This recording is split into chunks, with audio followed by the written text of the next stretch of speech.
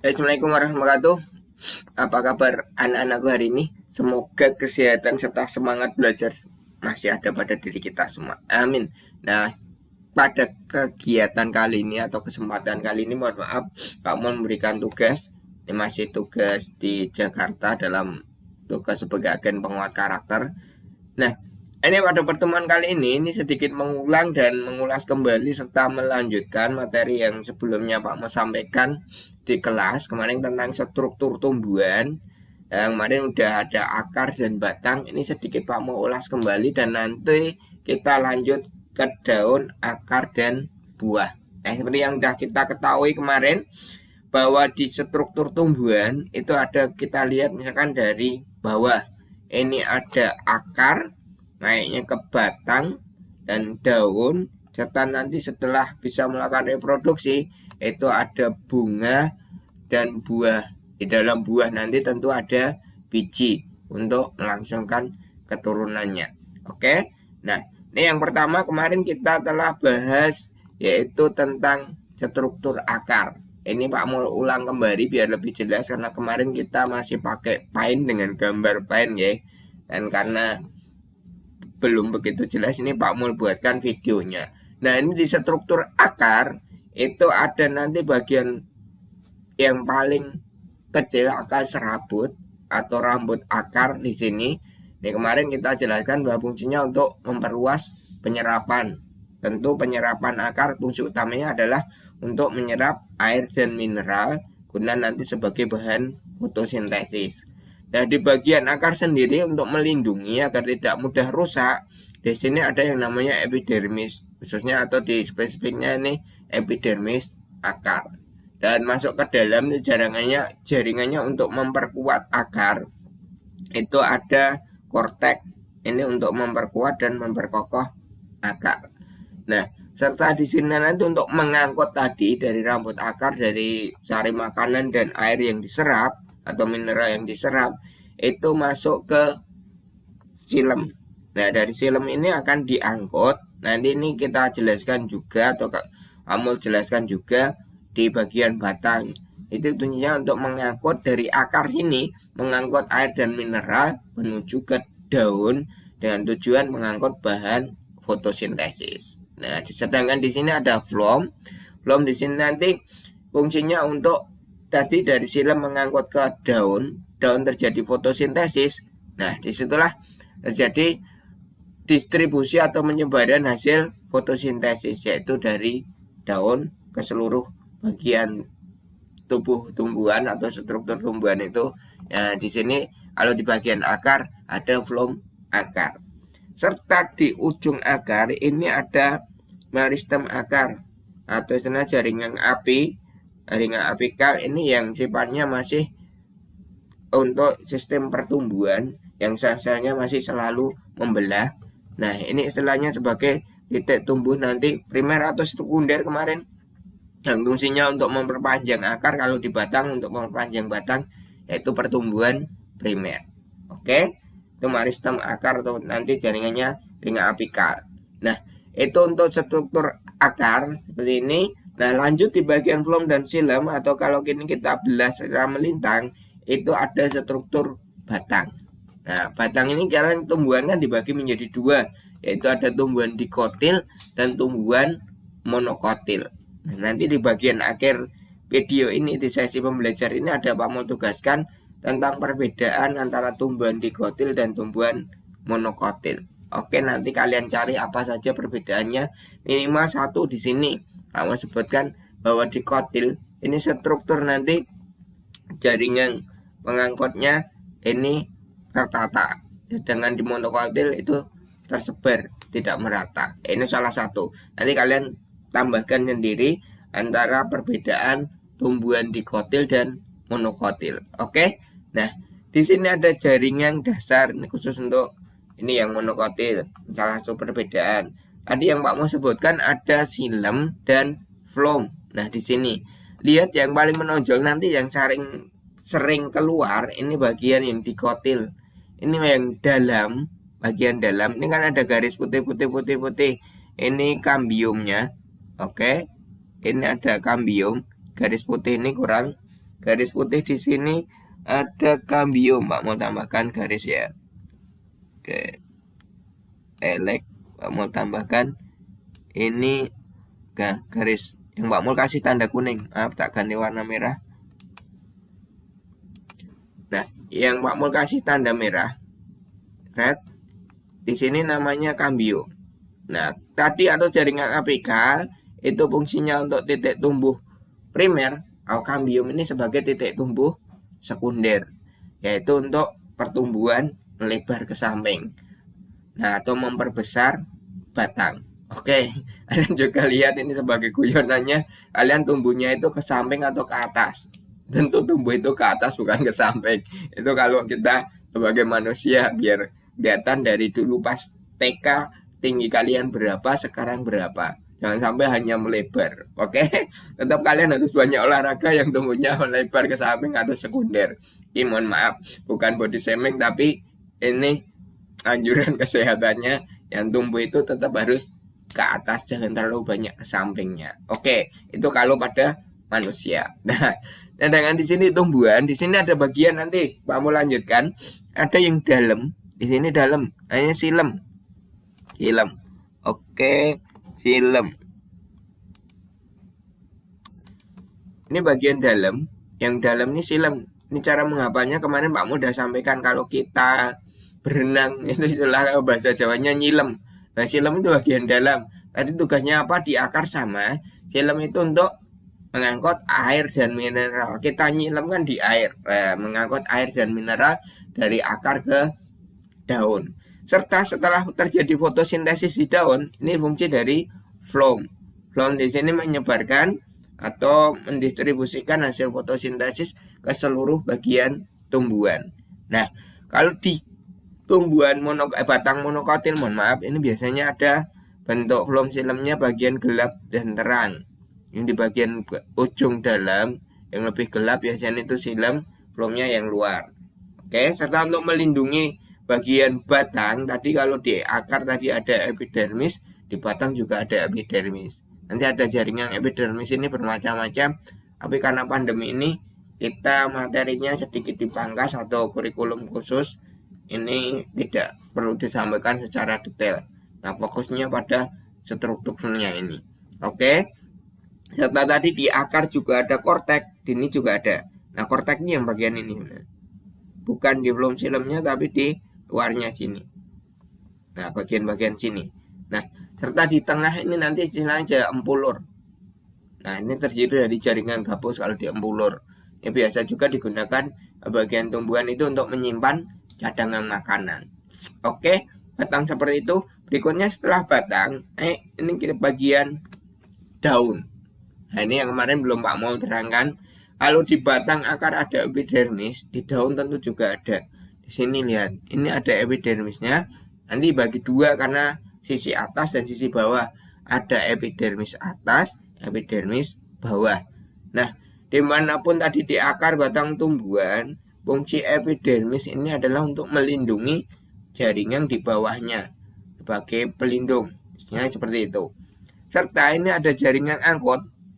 Nah, ini terdiri dari jelas jaringan angkut, itu pengangkut antara phloem dan silem. Nah, kalau di gambar yang lain, kalau gambarnya hitam putih nanti bagian yang lebih gelap ngeblok itu silemnya, yang lebih terang phloem. Nah, serta ini yang fokus fungsi utama daun, karena fungsi utama daun itu adalah untuk fotosintesis. Nah, di sini ada bagian yang mengandung klorofil atau plastidanya di bagian jaringan palisade, mohon maaf. Ini jaringan palisade. Di sini ada istilah lainnya adalah jaringan pagar atau jaringan tiang. Nah, di sini karena tersusun seperti pagar. Oke, atau palisade. Jaringan palisade ini yang terdapat paling banyak klorofil. Tapi klorofil juga terdapat juga di jaringan spon ini di bawahnya. Nah, ini titik-titik hijau ini kan gambar klorofil.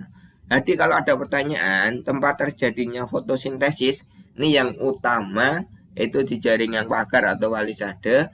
Dengan yang kedua, kalau misalkan jaringan atasnya ini rusak, itu masih bisa terjadi di jaringan spon, tapi tetap karena klorofilnya tidak banyak, ini tidak begitu optimal. Nah, kalau misalkan nanti di pilihan ganda ada pertanyaan, nah tempat terjadinya fotosintesis di daun di mana? Dan sampai hanya palisade, nanti bisa di palisade yang utama serta di jaringan spon. Itu nanti sering juga ditanyakan, ini untuk bagian-bagian ini yang sering keluar nanti di tempat terjadinya fotosintesis. Nah, itu kalau di daun ini yang sering keluar nanti ini antara di palisade dan spon. Jangan sampai terjebak hanya di jaringan palisade atau jaringan pagar. Serta ini yang juga sering keluar, ini bagian tempat pertukaran gas atau pernapasan daun, yaitu melalui stomata. Istilah lain dari stomata di sudah tentu yaitu mulut daun.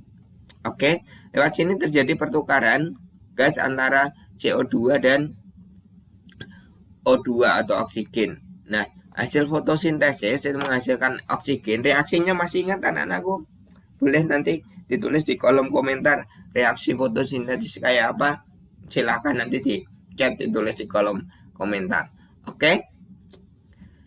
Nah, di sini tempat pertukaran gas tadi udah, terus ada epidermis bawah udah melindungi jaringan di atasnya. Berarti kalau epidermis atas melindungi jaringan di bawahnya, epidermis bawah melindungi jaringan di atasnya. Itu fungsinya seperti itu. Nah, terus kalau besok pas ulangan, ini tadi ada jaringan-jaringan ini biasanya ini tulisan keterangan ini dihapus, tinggal diganti angka. Kalian harus bisa menunjukkan bagian itu apa. Oke. Nah, gambar yang lain bentuknya seperti ini. Nah, ini film yang lebih gelap. Terus film ini di beberapa buku ini juga bentuknya berbeda. Yang tadi bentuk animasinya ini lebih ke gambar 3D-nya yang lebih detail. Nah, itu ada jaringan kutikula juga sampai disampaikan di pelapisan di atas. Nah, jaringan kutikula ini di beberapa tumbuhan berbeda. Ada yang membentuk akan ada bulu, terus ada lapisan lilin dan lain sebagainya. Nah, di sini keluar sebagai pelindung, itu tergantung nanti ini penyesuaian atau adaptasi dari masing-masing tumbuhan.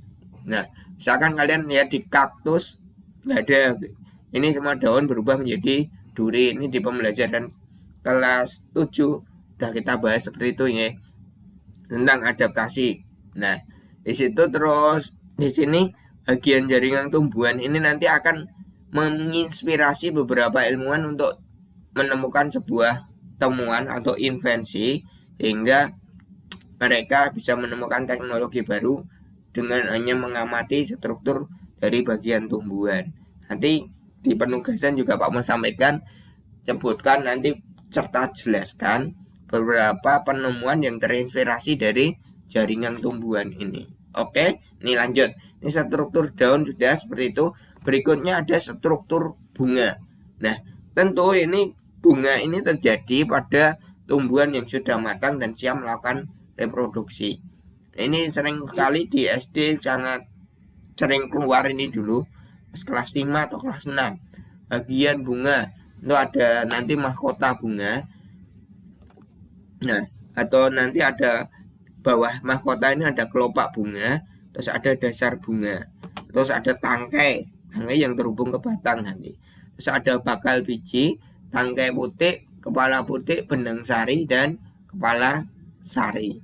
Nah, di bagian mahkota nanti ini perbedaan tadi Pak menyebutkan di depan, perbedaan antara tumbuhan dikotil dan monokotil. Di sini nanti juga pengaruh antara jumlah mahkotanya. Oke, ada kalau di daun tadi ada struktur daun, bentuk daunnya itu juga berbeda, tulang daunnya seperti itu. Nanti kalian cari sendiri perbedaan antara tumbuhan monokotil dan dikotil. Nah, yang paling utama nanti ada di sini benang sari atau serbuk sari. Ini yang menghasilkan serbuk sari akan masuk ke kepala putih, sehingga saat terjadi pembuahan bakal biji ini akan tumbuh menjadi biji, dan di sini ada terbentuk ini yang belum ditambahkan, ini ada bakal buah. Di luar bakal biji ini misalnya nanti bakal buah. Oke, seperti itu. Nah, itu nanti di bunga sekali lagi ini ada perbedaan antara tumbuhan dikotil dan monokotil. Setelah kalian cari referensi nanti silahkan dituliskan perbedaan antara bunga monokotil dan dikotil. Lu kalian sampaikan. Nah, serta ini nanti di bentuk kepala sari, benang sari, bentuk bunga itu nanti pengaruhnya kalau di tumbuhan itu adalah yang membantu penyerbuan. Kalau kita lihat di sini bentuk model seperti ini, tentu karena ada mahkota yang warnanya mencolok, itu nanti penyerbuannya dibantu oleh serangga. Nah, khususnya serangga itu yang bisa biasanya lebah, kumbang, terus ada kupu-kupu, lalat biasanya. Nah, kalau penyerbuan dibantu oleh lalat biasanya itu bunganya ini warnanya baunya yang tidak sedap. Salah satunya contoh bunga Rafflesia yang kemarin di pembelajaran awal kita sampaikan adaptasi bunga Rafflesia itu baunya tidak enak sebenarnya untuk menarik juga lalat dalam proses membantu penyerbuan ini. Nah, itu bagian bunga. Nah, terus yang terakhir yaitu struktur buah. Nah, struktur buah ini bagi menjadi 3 bagian: epikarp, mesokarp, dan endokarp. Nah, sebenarnya ini istilah ilmiah, terus istilah gampangnya ini sebenarnya ini kulit buah. Nah, kulit buah atau epikarp ini epidermis kalau tadi di batangnya ya, kulit buah.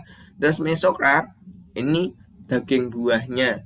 Serta endokarp ini bagian yang melapisi biji. Oke, yang melapisi biji. Di sebelumnya di sini ada. Nah, di bagian ini bakal buah di sini. Nah, nanti ada lapisan yang melapisi biji, itu disebut endokarpnya. Itu bagian buah. Nah, udah lengkap berarti tadi dari batang, dari akar, batang, daun, serta buah. Oke. Nah, terus ini penugasannya apa? Sekarang penugasannya ini tuliskan secara mandiri. Nah, jenis tuliskan di buku catatan ini sekaligus sebagai rangkuman ya. Nah, kemungkinan nanti ini Pak Mul keluarkan juga dari materi ini untuk saat ulangan maupun PTS. Pak Mul selalu sampaikan dari materi-materi yang telah Pak Mul sampaikan. Baik nanti di video ataupun saat kita biasa pertemuan Zoom atau Google Meet yang di rumah. Ini nanti Pak Mul materi Pak Mul share juga. Silahkan nanti kerjakan ini tulis fungsi dari ini yang Pak Mul tuliskan di sini. Ini yang sering Pak Mul keluarkan di ulangan maupun di catatan kakak kelas kalian dulu yang sering keluar ujian nasional saat itu, serta sering keluar di materi ujian sekolah, karena ini Pak Mul memberikan dari materi-materi esensial atau yang wajib dikuasai utama siswa itu apa. Oke, itu apakah fungsi dari atau jaringan apikal tadi Pak Mul sudah jelaskan, phloem, xilem. Di situ ada stomata udah juga, epidermis, serta nanti ada kepala putih. Nah, Pak Mul sedikit singgung tadi pasti bunga. Serta tuliskan 5 perbedaan antara tumbuhan dikotil dan tumbuhan monokotil. Nah, yang terakhir nih nomor 3, tuliskan 5 contoh penemuan teknologi yang terinspirasi dari struktur tumbuhan. Serta tentang keterangannya, okay? Ini ditambahkan keterangan. Ini tambahkan di buku catatan kalian besok pas pertemuan minggu depan. Semoga kita bisa bertemu lagi tatap muka di kelas, serta minggu depan itu insya Allah yang masuk nanti absen 1 sampai 15. Oke, yang 16 berikutnya itu sudah akan berganti di rumah. Ini semoga bisa lebih memahami dari materi struktur tumbuhan ini sebelum besok kita beralih ke materi yang lain. Oke, ini tuliskan fungsi dari jaringan apikal, phloem, xilem, stomata, epidermis, kepala putih, dan nomor 2 dan 3 seperti itu. Oke, semangat belajar selalu anak-anakku, sehat, ingat selalu jaga protokol kesehatan, tetap jaga jarak, cuci tangan, pakai masker. Oke, sehat selalu untuk anak-anakku. Terima kasih. Assalamualaikum warahmatullahi wabarakatuh.